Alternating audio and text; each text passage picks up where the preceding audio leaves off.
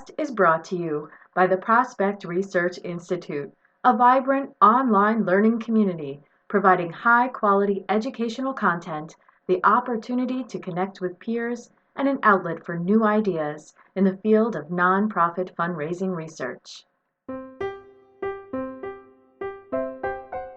Where years ago we were literally curating a collection of bookmarks because we wouldn't be able to find what we wanted without them. And now go to a search engine and type it in and there you'll be there. Welcome to Prospect Research Chat Bites, a podcast by and for prospect research professionals. This interview is part of the Career Curious series. I'm Jennifer Filla. Today, I'm talking with Cecilia Hogan, former Director, University Relations Research at University of Puget Sound. Hello, Cecilia. Thank you for joining me today on Chat Bites. Hi, Jen. It's great to be here. So I am really excited to have you on Chat Bites at this time while you're transitioning to retirement. And I wanted to share with you that when I started in prospect research more than a decade ago, there really was only one book, the book about prospect research, and you wrote it. And I'm wondering, today, will you be willing to share how you came to be the author of Prospect Research, a Primer for Growing Nonprofits? Oh, I'd be happy to.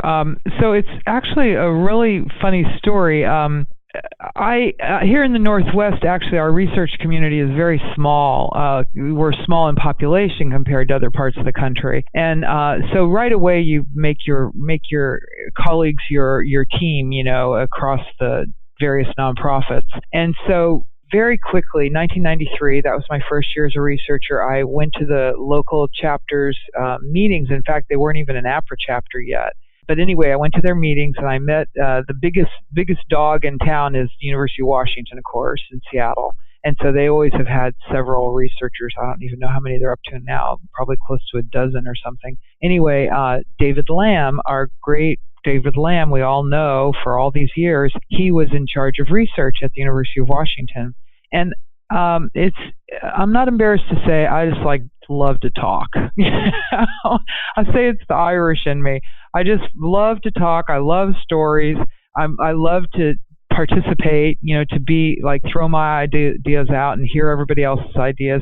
So pretty quickly, David was pegging me with those skills. And so early on, he actually asked me if I would go to a case. He was pretty big in case, Council for Advancement and Support of Education.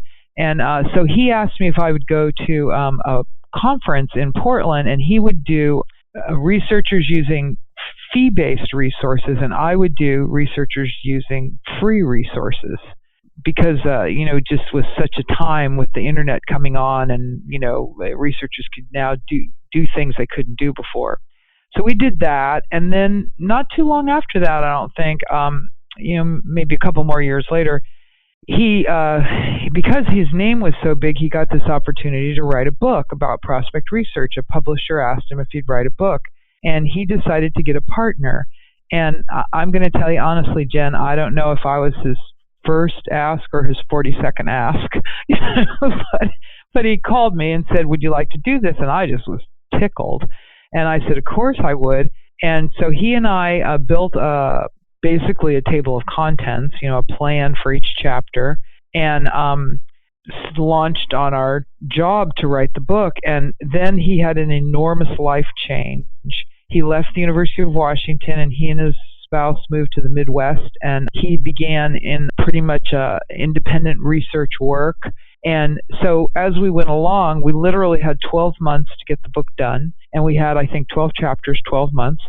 So I just kept saying, "Oh, well, wait, look, I'll do chapter 3. Don't worry." So it kind of went that way, and it was okay. It was really totally okay with me. I actually enjoyed it.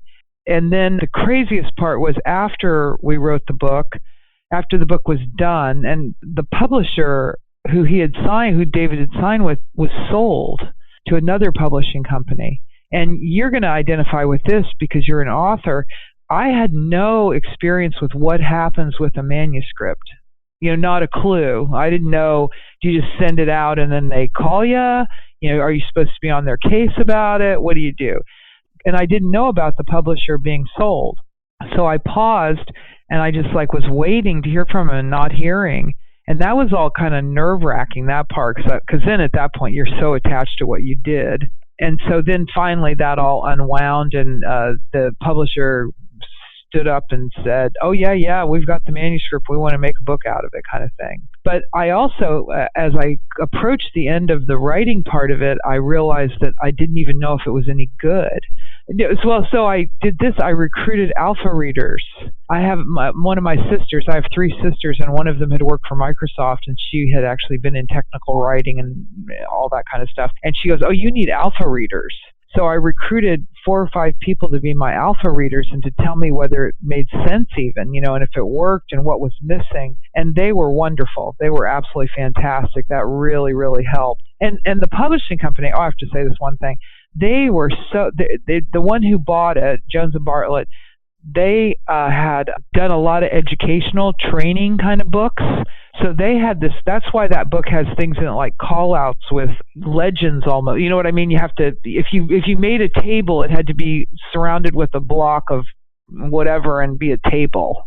It had to be a real table. It had all this formality to it, which was another reason it even got published, because of this school training I'd had as a child. I had been given by the first publishing company a manual of how to prepare a manuscript, and I followed those rules like the sisters were standing over me again. Well, and then when it came time for the new publishing company, Jones and Bartlett, that bought the old one, they literally said, "Well, is your manuscript ready?" I said, "Oh yeah, I followed the rules. It's 10-point Times New Roman, double spaced, blah blah. Just followed the rules right to the letter." And they were so funny. They said, "Oh, you wouldn't even believe it. We have professors who turn their manuscripts in on like yellow legal pads with hand drawings on them." Wow. So that's how it happened. And then a few years later, I asked my publisher. I actually wanted to do something else, and they said, "Oh, we want you to make a new edition of the book." So I did, and they had tips about that. They said if you make a new edition, there should be something new in it, like right. A new chapter. So in the meantime, I'd become more adept at capacity rating. So I put a capacity rating chapter in the book, and that was good. That was a good thing to have happen. And then the only sad part of this whole story is many people have asked me if I was going to write another book or freshen that book again. And this, it's a huge project. It's a mammoth project to take on writing a book. And even a next edition of a book is a big project. That the first writing of the book was 12 months, and I literally was locking myself in the spare bedroom every weekend kind of thing. And then the second edition, I think I had a timeline of about 4 months for the second edition.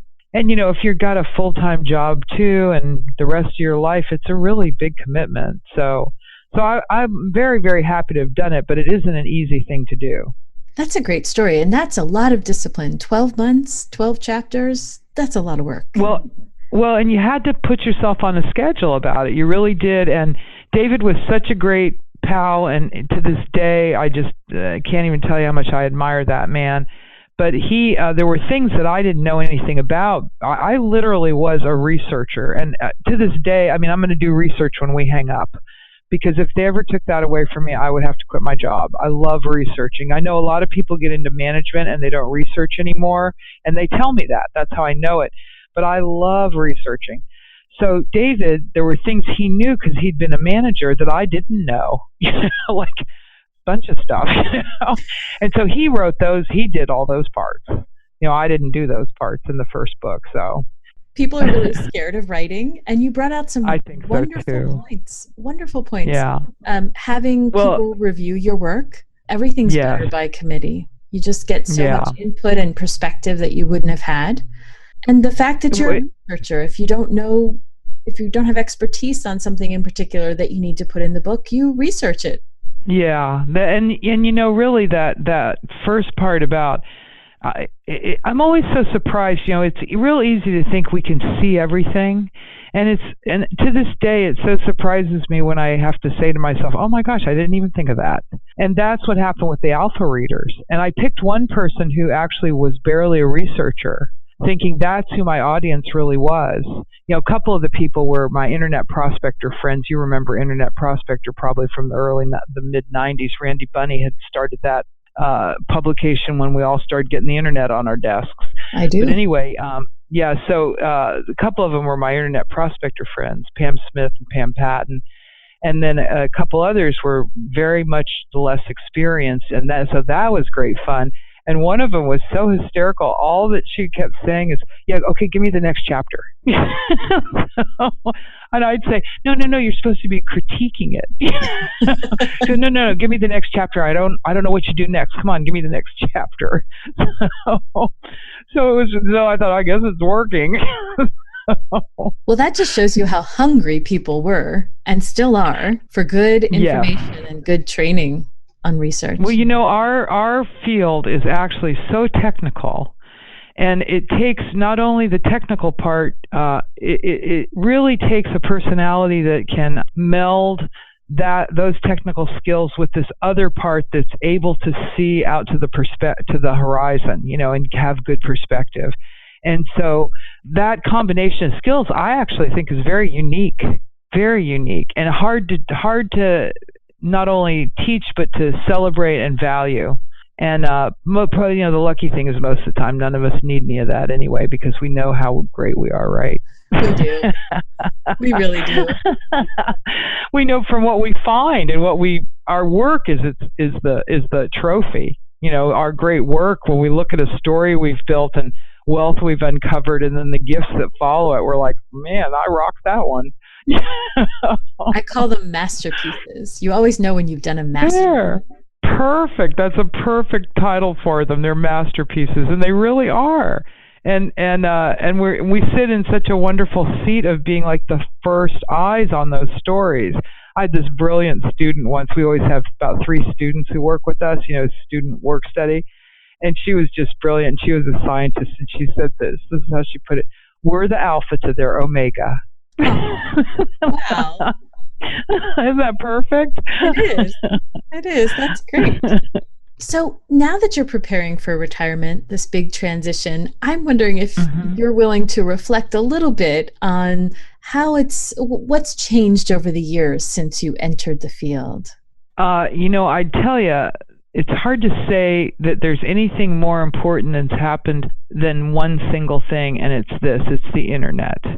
There was no internet on our desks when I began, and we did get it soon after, but it's kind of funny to say this out loud. Most people probably don't even know or remember when Google happened, and that was like 1997, 1998. It's not all that long ago. And before you and I were talking today, I Googled something, and it was this: how many pages had Google indexed by the first couple years it was in business? And it was this. And it's going to sound like a lot: 60 million pages. And this is how many it has indexed now: 35 trillion. Wow, that's a lot. Yeah. It's a lot.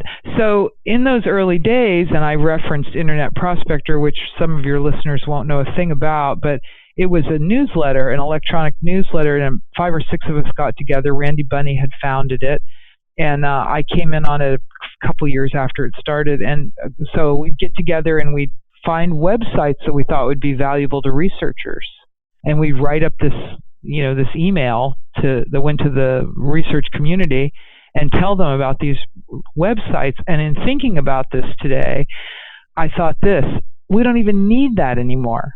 We don't even barely need our bookmarks. Where years ago we were literally curating a collection of bookmarks because we wouldn't be able to find what we wanted without them. And now just go to a search engine and type it in, and there you'll be there. You'll arrive where you plan to go. So with all the other changes we could discuss, there really isn't any that isn't as strong and big as what happened when researchers got the internet. We're information based as a trade.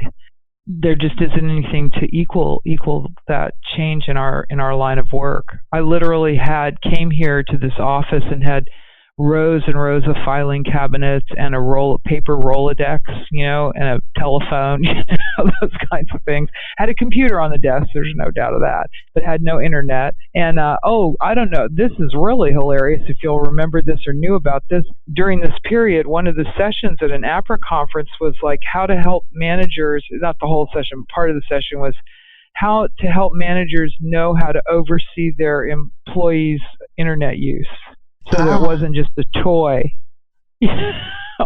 And now think about that now. Now we are all actually, the whole world flipped over, because instead of this being something where we were playing around, we're taking even more time because there's so much more we can know. Where the time issue flipped, instead of being something short and brief and quick and maybe even funny, now it's this huge amount of time because we've got so much we can learn. Right. There's like no into it. There's no good boundaries on jobs anymore. Even people talk about, well, I'm on vacation, but I'm checking my emails and I'm doing this. I'm reading the news on my phone and whatever. We have a computer in our pockets now. We didn't have a computer in our pockets then. It's true. And social media was another revolution where it started. Oh my gosh. The ban on it at work, but we really needed it. Well, and that's the thing that a person can. There was no social media, none. Big goose egg, none. So imagine that world now. What is it? If we flip over and Google it right now, people are sending, X number of texts a day and visiting social media sites how many times a day, whatever. It's informationally, we all say this, there isn't anything we can't know if we want to know it, pretty much. You're in a bar and you're having a discussion with your friends. What year was Scotland founded? The government of Scotland or something. Oh, wait, I'll tell you. Let me look it up on my phone. I have to say it has changed the world of presentations, because now they can check what you're saying while you're saying it. Oh, that's hysterical. Well, speaking of beginning in research now, I'm wondering, before I let you go, if you have any words of wisdom or something to share for people who are new to the profession or might even just be thinking about entering fundraising research. I do. So there's a couple of different ways I like to think about this. And the first one is this. So once I got in this job I'm in now with the boss I got came along and said, oh my gosh, I have no idea how you're getting done what you're getting done. There needs to be another researcher here too. So then I've now since worked with a few because, they come, they stay a few years, they go, whatever. So this is what I'd say to anyone who's thinking about this line of work or somehow, we know you sort of fall into it mostly. It's such a solitary line of work, and I think that more than anything surprises people, that there's a lot of time that a person who's actually doing research, there's a lot of time you can be alone, and those of us who like research like being alone. We're not lonely people. We like being alone. And also, it can be monotonous, which there's a very funny quote I saw recently. I wish I'd put it in front of me so I could tell it to you. It actually says this. You know how little children will ask you to read the same book over and over again? Oh, yes. They do that because they're spending the other part of their day seeking wildfires, being free, being daring, testing their skills. And so they like being rooted that way in what we would name monotony. And once we're adults, we can barely stand that. Well, guess what? I think researchers like that for the same reason. We're taking adventures in information and in knowledge. And so the rote part of our work is actually a release. It's like fine to work on a profile and update it or whatever and only have 5 or 6 new news bits you're putting in it, but because the news bits you found are pretty exciting and might change the course of the story. So a good person entering this profession will look at those things and see if they really do fit with that sort of thing. Another thing is good writing skills. We talked about the book a minute ago, but honestly, every single researcher has to be a good writer and especially has to be a good storyteller because we're working with people who actually make stories, the development officers, the fundraisers, and so we have to be able to communicate a good story to them so they can see or hear what we're saying. Then the next thing I'd say is this. The best thing anyone ever does is make themselves a student of wealth. I bet you every single one of us has a story that every one of us who came from sort of regular backgrounds, not extreme wealth backgrounds, which if you were from that background, what are you doing being a prospect researcher? But most of us could say the first time we heard one of those stories that just like popped our eyes out. That we came across it in our work, or someone told it to us, or we saw it in a contact report, and we're going, oh my gosh, now that's rich. That is what rich is.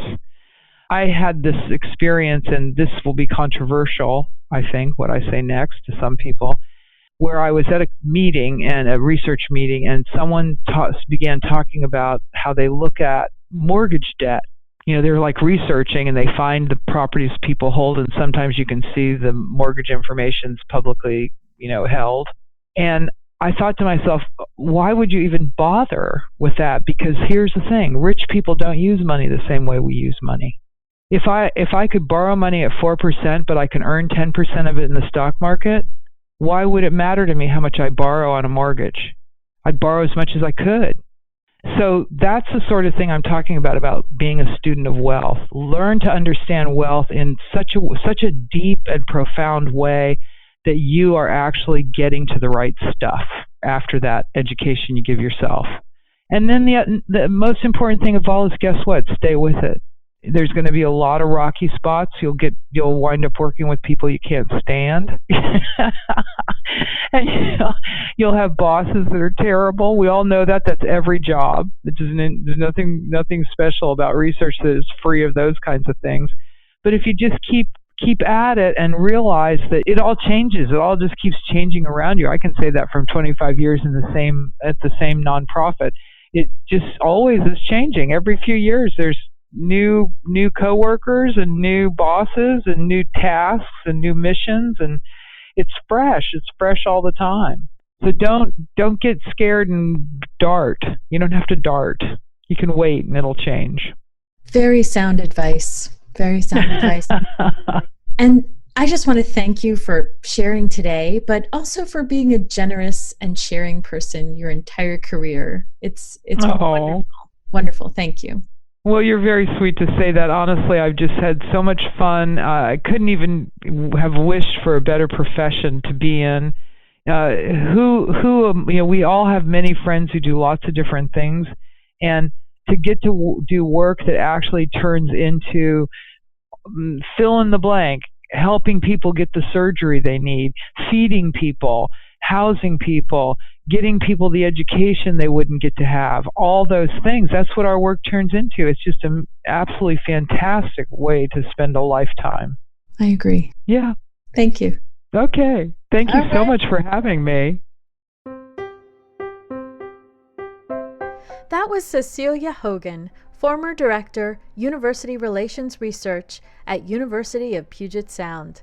As you heard from Cecilia, new information technology continues to transform our industry. Get ready for success by taking advantage of the Prospect Research Institute's Research Connectors Group. Prepare for your next career opportunity with curated content and monthly online meetings with peers. And with me, Jen Filla, the Research Connectors moderator. Find out more about the Institute's learning community at www.prospectresearchinstitute.org. I look forward to learning with you.